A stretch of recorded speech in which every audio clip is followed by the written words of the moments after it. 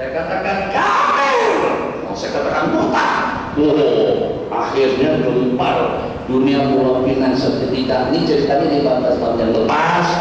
Katanya Syekh Nuruddin, Ustaz Nur kena minta maaf, ketemu dia di Penang. Apa salahku?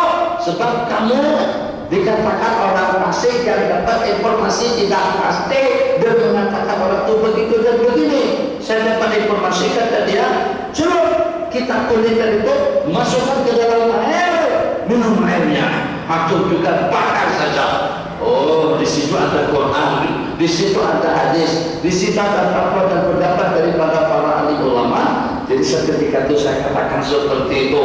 Akhirnya anak buah dia telepon saya, suruh saya minta maaf.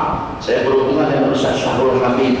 Saya katakan coba cari informasi. Ternyata pada awal-awal dia balik daripada Jordan, memang pernah mengucapkan kata-kata semacam itu dan ada rekamannya di surau kampung Jawa. Kalau macam itu kalau benar, berarti saya tidak merekayasa, berarti saya tidak mengadakan minta maaf. Saya tidak akan minta maaf sebab itu suatu fakta nyata yang mereka pernah mengakuakan seperti itu tentang kitab kuning. Kitab kuning itulah kitab yang membahagiakan, yang menyelamatkan, yang menjadi asbab orang Melayu Nusantara secara khusus mendapatkan anugerah rahmat dan maghfirah daripada Allah dan juga dengan bimbingan hati yang bening. Di mana ini?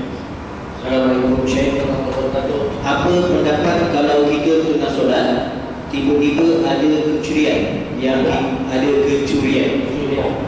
kita mempunyai kelonggaran untuk memberhentikan solat atau macam mana? Allah, uangnya kecurian itu dalam berapa juta? Jadi misalnya kita lagi sembahyang, katakan kita sembahyang situ, di depan masjid, samping masjid ada orang jual sirap gandum, terus ada jamaah buat sirap sendiri. Di saat yang punya barang tadi itu sedang pergi ke tandas, apakah kira-kira kita batalkan sembahyang kita untuk kita mengambil bagian dari orang yang mengambil satu gelas sirap gandum tadi itu, atau macam mana? Ulama mengatakan al-wajibu la yutraku illa liwajib. Benda wajib itu tidak boleh ditinggalkan kecuali terhadap perkara wajib. Yang wajib ditinggalkan karena ada satu perkara wajib. Kemudian kita ada istilah yang kita mahafi doralain, melakukan yang lebih ringan daripada dua kemudaratan. Kalau sembahyang kita batalkan, pembatalan sembahyang tanpa asbab hukumnya haram. Itu satu dosa dan juga satu kesalahan. Tapi kalau sembahyang kita batalkan dalam rangka untuk menyelamatkan jiwa, ada orang buta taktuk tak menunjukkan jalan raya, di sana kelewat, atau juga bas atau kereta, ayo si buta tadi itu tawakal kuat semua, tak kisah buta tuli lagi. Kalau sangat buta saja tak ada masalah, tapi tuli dihorn sama kereta,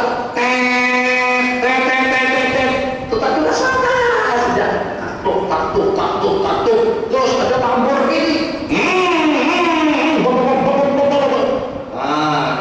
Sembahyang wajib dibatalkan untuk menyelamatkan orang buta tuli tadi itu, macam kedua yang timbul tenggelam, atau juga seseorang nak bunuh diri, nak menjatuhkan dirinya daripada tingkat berapa, atau juga dengan seseorang yang kena sasaran api, kalau tidak ditolong dia akan hangus terbakar dimakan api. Itu dalam keadaan semacam itu justru wajib membatalkan sembahyangnya. Tapi kalau yang menimpa, kerugian yang menimpa zakat 5-6 kopang, segi 2 ringgit, itu tidak ada langsung dengan sembahyang yang dibatalkan. Kalau nak juga gabungkan antara dua, baca surah, baca ayat. Jadi subhanallah, ya wa ma tilka biyaminika ya Musa. Ya kalau kebetulan namanya juga Musa, itu ada apa di tangan kamu Musa? Beranjak Musa, katanya sirap gandum. Di sana sajalah. Jadi Allah boleh dengan subhanallah tujuan untuk berzikir dan juga untuk memberikan teguran kepada si pencuri supaya tidak mengambil kepunyaan orang lain, masih teratasi atau masih ada cara. Berarti apalagi kalau mata kita melirik ke sana, kita sendiri kita tengok, subhanallah, wala taqum ma laisa laka bihi ilmun, misalnya, atau ayat-ayat yang seumpamanya. Jadi dia pun tengok kita, subhanallah, mau nampak kelihatan garang sedikit, dan itu sebagai satu teguran. Mungkin dia pun juga paham, ini boleh jadi saksi nanti. Kalau dilaporkan kepada polis boleh tertangkap gara-gara karena sifat tertentu. Tapi niat subhanallah, zikir dan peringatan. Kalau niatnya peringatan saja, batal sembahyangnya. Oke, habis. Kalau dia melibatkan pihak tangan wanita, sebab dalam program ini dalam YouTube kan, ada wanita sedang solat, lepas tu bila dia rukuk, seorang perempuan lain ambil 3-4 impact terus buat lagi. Gimana dalam kalau pihak wanita? Pihak wanita itu isinya seakan make up saja dengan gincu.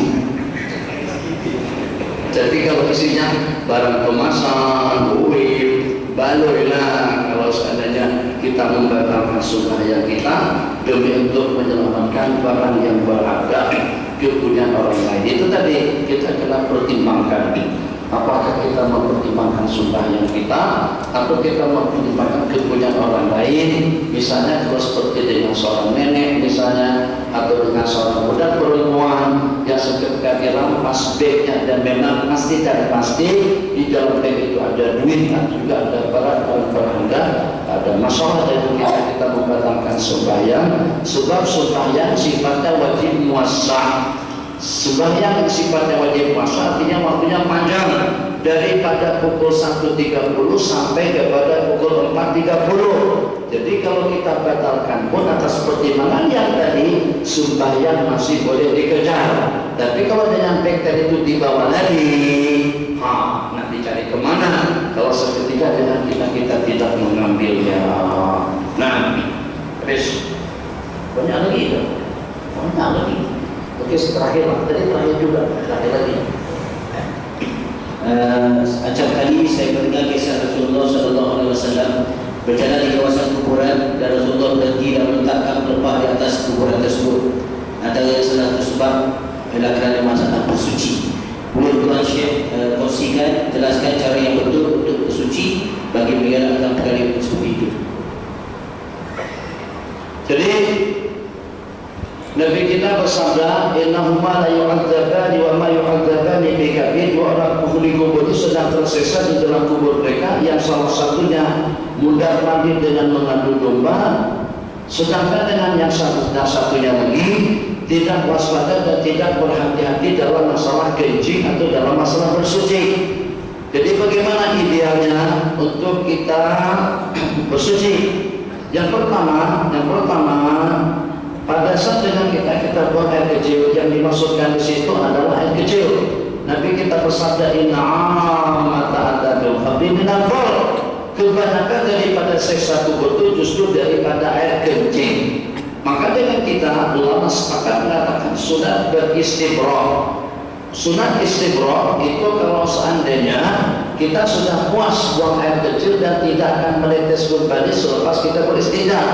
Tapi kalau kita pasti kita sudah punya kebiasaan, air kecil itu tidak akan habis, kencing kita tidak akan puas kecuali dengan cara beristibra.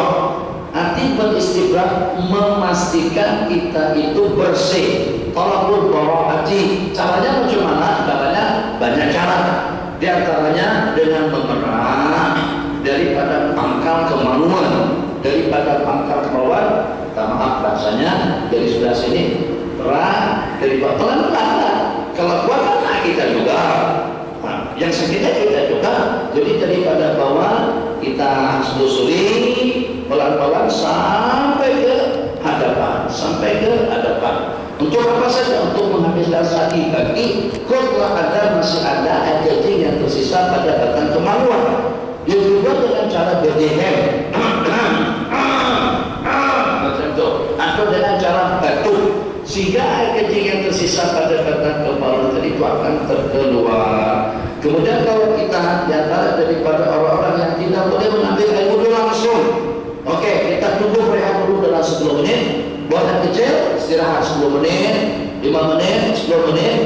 setelah kira-kira dah pasti kencing kita akan keluar, baru kita beristinja kembali dan baru kita mengambil air wudhu, supaya jangan sampai kencing keluar pada waktu kita sembahyang atau pada waktu kita sedang berada di masjid. Tapi kalau ternyata kita memang salih silbah, maka mau tidak mau dengan kita kemauan kita kena dibongkos, ambil kapas atau 2 helai tisu lapis 2, balurkan ke situ, kemudian baru pakai sepeda yang agak ketat sedikit. Kalau tanah pakai sepeda yang ketat lah, banyak ketat, makan nasi kerabu, makan nasi lemak kan ada ketatnya. Nah, jadi dirikan ke situ. Untuk apa? Supaya tidak dijatuh. Sak depan lagi, selalu berada di sak depan. Terus gara-gara hanya setakat dikeremas macam itu saja, jadi ditapis, kemudian diletakkan situ, dibalut, basahkan tangan, hanya punya kekuatan air. Lama-kelamaan air tadi itu kering. Seketika dengan pergerakan yang begitu banyak, rukuk, i'tidal dan syukur, akhirnya terjatuh lipatannya atau juga dengan sorbannya. Jadi kalau itu nampak dengan orang-orang, kalau orang bagi bingung di belakang, itu sorban apa? Sorban itu kan itu malah saja. Kok ada sorban kedua di bawah? Nah, jadi pertanyaan. Jadi ya imam bagi kita, imam dengan sepeda supaya dengan gunakan itu jalan keluar. Kalau tidak terlepas, kalau pada sembahyang kencing menetes sekalipun, tetap saja dengan sembahyang boleh diteruskan. Rabbana atina fid dunya hasanah fil akhirati hasanah wa qina adzabannar. Wa sallallahu ala sayyidina Muhammad wa ala alihi wa sahbihi ajma'in. Amin. Subhanallah wa bihamdika asyhadu an la ilaha illa anta nastaghfiruka wa natubu ilaik. Walhamdulillahi rabbil alamin. Insyaallah kita sambung kembali nanti pada pukul 10.